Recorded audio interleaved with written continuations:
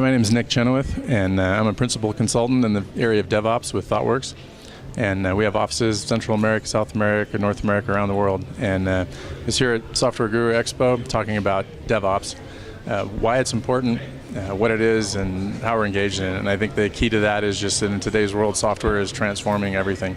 Companies that have been around for 100 years are being challenged by companies that just started a year ago, and software is what's enabling it. So DevOps is a way of saying, how can we get our ideas and our software and the things that we think are going to be effective in business in front of the customer as quickly as possible.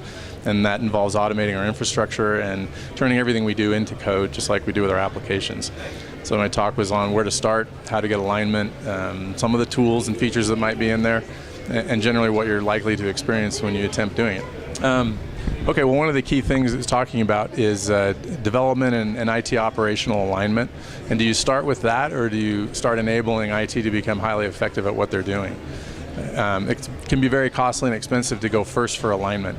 So we recommend that people begin with IT effectiveness, and that means them, IT and operational folks, beginning to automate the way that they provision things, automate the way servers are configured, automate the way all the bits and pieces in that infrastructure, things like DNS and load balancers and firewalls and monitoring, turning each of those things into automation, and all of the code of which is stored in repositories, and you can rebuild any point in time in your infrastructure in the same way you can rebuild your software from any point in time.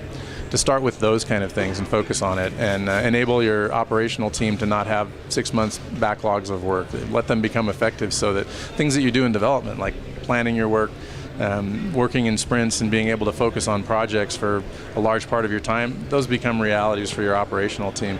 Then you'll be able to have Dev and Ops actually as a cross-functional team working together. Yeah, we throw out the word Agile there a lot, and what that means in terms of project management.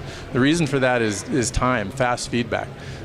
Just like we take months trying to figure out what software features we want to build and put them into production, and 2/3 of the time we're wrong, 80% of the time we're wrong.